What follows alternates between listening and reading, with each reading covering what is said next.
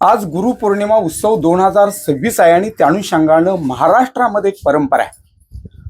गुरुला मानलं जातं आणि गुरुचा आशीर्वाद असतो आणि म्हणून ठाणे शहराचे जनसेवक आमदार संजय केळकर यांच्या ऑफिसच्या बाहेर अनेक कार्यकर्त्यांच्या आपल्याला रांगा लागलेल्या बघायला मिळत आहेत. त्या अनुषंगानं अनेकांना योग्य दिशा योग्य प्रभाव देणारे या ठिकाणी केळकर साहेब माझ्याकडे. केळकर साहेब, आज गुरुपौर्णिमा आहे. आई आपले गुरु असतात, वडील आपले गुरु असतात आणि त्याहून आपणाला योग्य दिशाने प्रवाह देणाऱ्या आपल्यासारखे गुरु मानणारे कार्यकर्ते आहेत.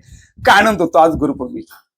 नाही, निश्चितपणे गुरुर् ब्रह्मा गुरुर् विष्णू गुरुर्देव महेश्वरा या गुरुपौर्णिमेच्या निमित्ताने अनेक जण देवालयात जातात, प्रार्थनास्थळी जातात आणि आशीर्वाद घेतात.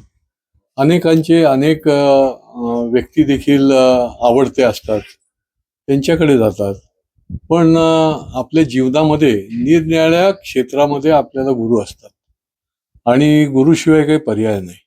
गुरु हा आधार देतो, गुरु हा संकटकाळी त्याला धीर आणि धैर्य देतो आणि त्याच्यामुळे व्यक्तीमध्ये शेवटी माणूस हा कुठला तरी आधार शोधत असतो आणि त्याला जर मिळाला तर तो निश्चितपणे त्याच्याशी स्नेहाने वागतो, त्याच्याबरोबर असतो.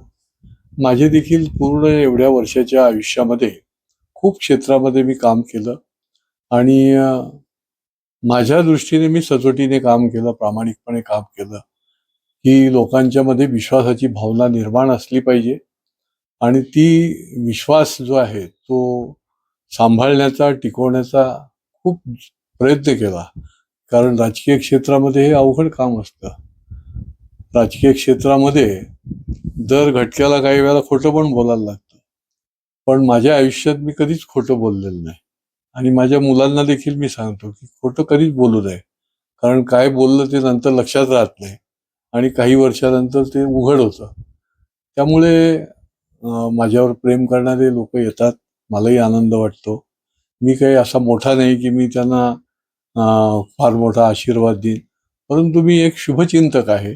शेवटी दुसऱ्या व्यक्तीचं चांगलं चिंतणं ही देखील मोठी गोष्ट असते. दुसऱ्याचं चांगलं झालेलं असतं त्यावेळेला त्याच्या आनंदात सहभागी होणं फार कठीण असतं. दुसऱ्याच्या दुःखात सहभागी होणं सोपं असतं कदाचित, परंतु त्याच्या आनंदामध्ये सहभागी होणं हे अवघड काम असतं आणि ते आपण करायला पाहिजे. चांगलं पेरलं म्हणजे चांगलं उगवतं. आणि हेच वेगळी शिकवण आणि त्याच समाजातल्या कार्यकर्त्यांना, तरुणांना आणि त्याचबरोबर दोबगलेले मन आणि लोप पावलेल्या भावनांना सांगड घालणारा गुरु कसा असावा ह्याचं मृत्युमंद उदाहरण ठाणे शहराचे जनसेवक आमदार केळकर होते. त्या अनुषंगानं अनेक शिष्यांच्या मनात नक्की काय भाव जोडलेत जाणून घेऊया. सूरज दळवी या ठिकाणी आलेले आहेत. दळवी साहेब, आपण केळकर साहेबांच्या दर्शनाला आला खऱ्या अर्थानं. माणसातलं माणूस पण जपणारा अनेक माणसं आपण बघतो. राजकारण्या पलीकडे काही देव माणसं असतात. केळकर साहेब, आज गुरुपौर्णिमेनिमित्त आपण भेट दिली, काय आनंद होतो? आपण लहानपणापासून बघतच आलो आहोत. जसा अभ्यास शिकवणारा शिक्षक असतो तसंच जेव्हा समाजासाठी काहीतरी कार्य करायचं असतं आणि समाजासाठी आपल्याला काहीतरी देणं करणं हे सगळं मी स्वतः गेले अनेक वर्ष साहेबांबरोबर काम करतोय आणि साहेबांकडून कुठे ना कुठे त्यांच्या एवढं नाही म्हणता येणार, पण कुठे ना कुठे थोडा तरी वाटा हा मी त्यांच्याकडून शिकलो आहोत. आणि त्यांच्याकडे विविध आम्ही जर तुम्ही बघत असाल ज्यांचे जे ते कामं करत असतात, हप्त्यातून 2दा जनता दरबार भरतात.